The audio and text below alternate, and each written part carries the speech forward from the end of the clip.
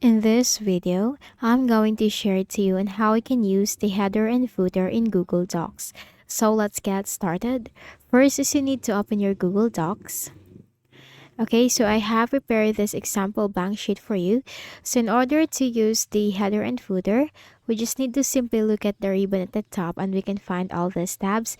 Now we need to simply click on the Insert tab.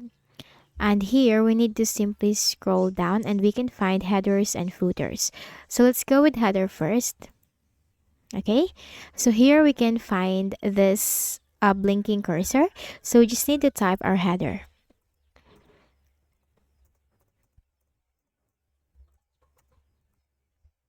Okay, and then you just need to put it in the center if you want to. Okay, click on here. You can also increase the font size to make it very visible. Okay. And as you can see, you already have the header for your Google Docs.